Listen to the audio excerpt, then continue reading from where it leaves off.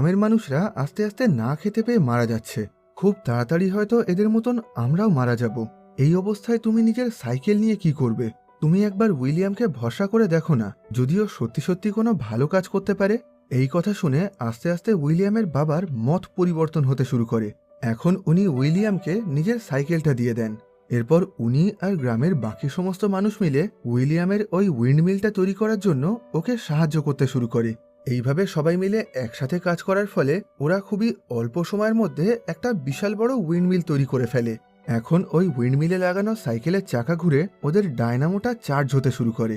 বেশ কিছু মাস আগে আবর্জনা স্তূপের মধ্যে থেকে উইলিয়াম যে ব্যাটারিগুলো খুঁজে পেয়েছিল, এখন ও সেই ব্যাটারিগুলোকে এই ডায়নামোর সাহায্যে চার্জ দিতে শুরু করে।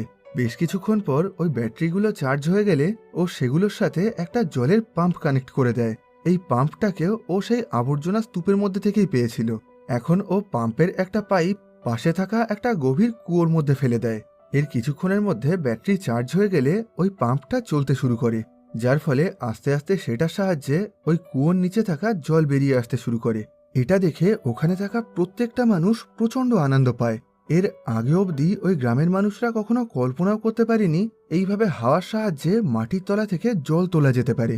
এখন ওরা তাড়াতাড়ি করে ওই জলটা পুরো চাষের জমিতে ছড়াতে শুরু করে। এদিকে শেষ অবধি নিজের ভুল বুঝতে পেরে উইলিয়ামের বাবা প্রচণ্ড আনন্দে ওকে বুকে জড়িয়ে ধরে। এর কিছু মাস পর দেখা যায় উইলিয়ামের বাবার ক্ষেত আর ওদের আশেপাশের সমস্ত ক্ষেতে ফসল ফলতে শুরু করেছে। এখন থেকে উইলিয়ামের কারণে এই গ্রামের মানুষরা বছরের যে কোনো সময় চাষ করতে পারবে।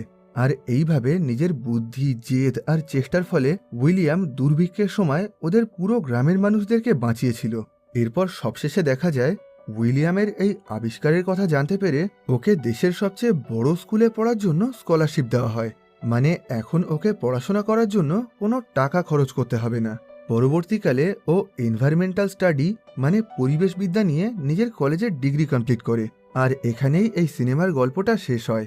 তো আজকের মতন এই ভিডিওটাকে এখানেই শেষ করছি। ভিডিওটা তোমাদের কেমন লাগলো কমেন্ট বক্সে জানিও। ভালো লাগলে লাইক করো আর খারাপ লাগলে ডিসলাইক করো। আবার দেখা হবে পরবর্তী ভিডিওতে।